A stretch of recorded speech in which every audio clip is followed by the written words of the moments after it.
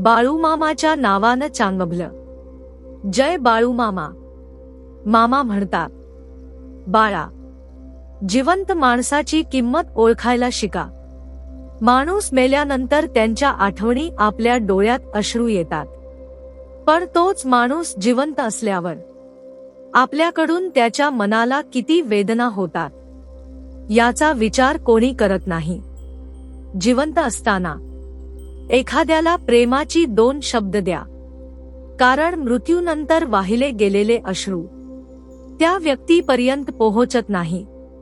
मामा म्हणतात, बाळा, माणसाची किंमत त्याच्या जाण्यानंतर नाही, तर तो आपल्या सोबत असतानाच ओळखा.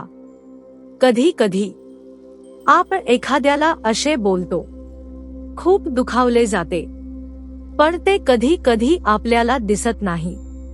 पण त्या व्यक्तीचे मन आतून खूप दुखावले गेलेले असते. मनाच्या हात ती जखम खूप खोलवर दुखत असते.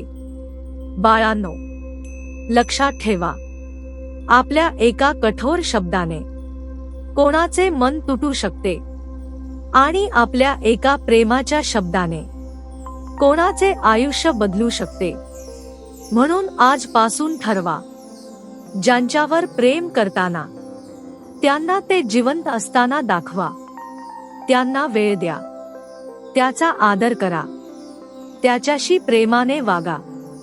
कारण बाळांनो, माणसं परती येत नाही, पण त्यांच्या आठवणी आयुष्यभर आपल्या सोबत राहतात. माणूस गेल्यानंतर पश्चात्ताप करण्यापेक्षा तू सोबत असताना त्याची काळजी घ्या.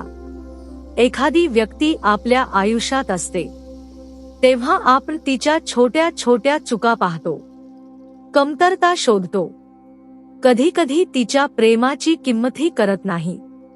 जेव्हा ती व्यक्ती आपल्यातून कायमची निघून जाते तेव्हा तिच्या आठवणीमध्ये आपण रडत बसतो, तिच्या चांगल्या आठवणी आठवत बसतो आणि मनात एकच विचार येत असतो की आज ती व्यक्ती आपल्या सोबत असायला पाहिजे होती.